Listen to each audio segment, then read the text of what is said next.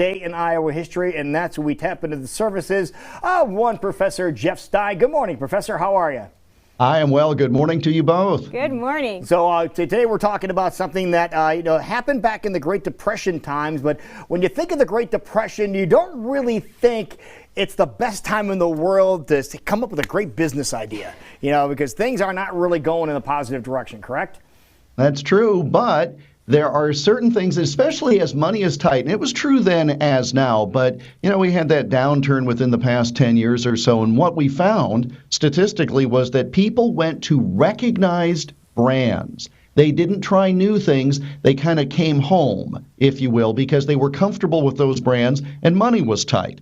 Well, it may have been a tough time for many retailers during the Depression, but Sears, Roebuck and Company was different. And on this date, March 5th of 1936, Mason City residents saw a Sears store open in their city. Now, the famous Sears catalog was well known. Now, Lou, you and I remember getting the Sears Christmas wish book at home. Michelle's too young to remember any of this, but you'd get the Christmas book and you'd go through and you'd find all those great gifts. Sears catalog was around during the Depression, but Sears stores had only been around at that point for a decade. This particular two-story store was located at 23 to 25 East State Street in downtown Mason City, welcoming residents with a wide range of affordable merchandise. That year, Sears Company net sales totaled nearly $500 million with a B, $500 million, again, at the height of the Depression. And the Mason City store was one of 440 in the country. Well, we've been talking about how this was during the Depression. So how did the business do? It actually did very well. So well that before long, that downtown store location was too small. And as part of an emerging trend toward this new concept called shopping centers, Sears wound up moving to what was then the new South Federal Avenue Shopping Center. That happened in 1959. The store was a major tenant at the shopping center, located on ground formerly occupied by the North Iowa Fair. What do you do when your fairgrounds moves to a larger site on the edge of town? You put a shopping mall where the fairground used to be. Makes sense. That new single-story, medium-sized store was one of 16 Sears stores that relocated to larger quarters that year alone, the end of the 1950s. It was an 80,000 square foot store.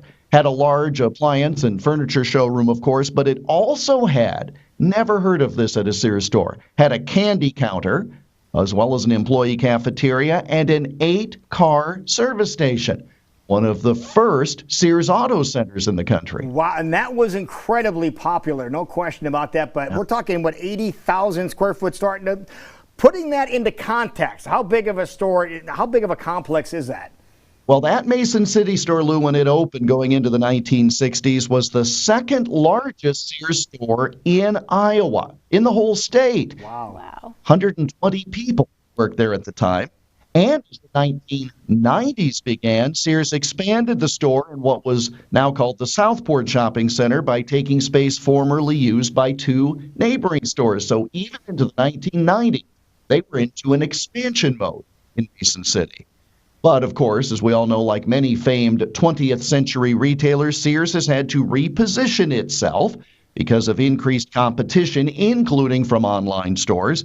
But North Iowans were on the forefront of something new when that original Sears, Roebuck and Company store in Mason City opened on this date back in 1936. Yeah, that candy counter was a big thing because you can get things at their candy counter you could not get anywhere else. That was the first place we ever were introduced to Swedish fish, which you can now get about everywhere. Yeah. But then you had to buy them by the quarter pound. Okay. Is what you had to buy, and they scoop them out and weigh them for you. And so a lot of the candies that are commonplace today were first introduced at that candy counter. I remember, I'm from Illinois, but there was a little place in town where when you ordered from the catalog, they had a pickup place. They had so one of those there was a here. business in town that you would go and either you could order from their catalog and you would pick it up there. Right. And they had one of those places in Des Moines, too. It was at the corner of Euclid and 14th Street. And I think Super Toad was the bar that went in there. It was the catalog delivery area. The catalog store is what they called it. So you order from the catalog and pick it up from the store. And that's where that was located. And I think it's a tire store now. It's interesting to just learn the history of that and then to look at where we are today with online shop. I mean, it just and how it's all changed and, you know, where it started. That's good stuff, Jeff. It's really amazing. I'm glad you mentioned that, Michelle, because I'd forgotten they had those pickup points because you didn't just have all these delivery trucks like we do today, bringing things to the door. And I'm glad Lou found a way to work Swedish Fish into the conversation. Yes. Hey, whenever you can work Swedish Fish into it, you have to do that. But It's not often. It's not often. You got to take advantage of it. You had those catalog buildings over by you, too, right? Oh, yeah, absolutely. Yeah. I mean, in fact, I grew up near Marshalltown, and for a long time before there was a Sears store, you had the catalog pickup place. Sure, absolutely. All right. Interesting stuff. So people want to go back and revisit some of the things you just talked about. What's the easiest way to do that? We're online, iowaalmanac.com. Works on your phone, works on your computer, works on your Etch-a-Sketch. Well, maybe not that. iowaalmanac.com. See that? The first That'd be a program, fun one to doodle out on the Etch-a-Sketch, actually. First that program of its Almanac kind logo. available on Etch-a-Sketch. You just put it on the map there, Jeff. Thank you so much. All right, have a good All day, right, guys. you too, buddy. We'll talk to you tomorrow morning. Thanks. All right.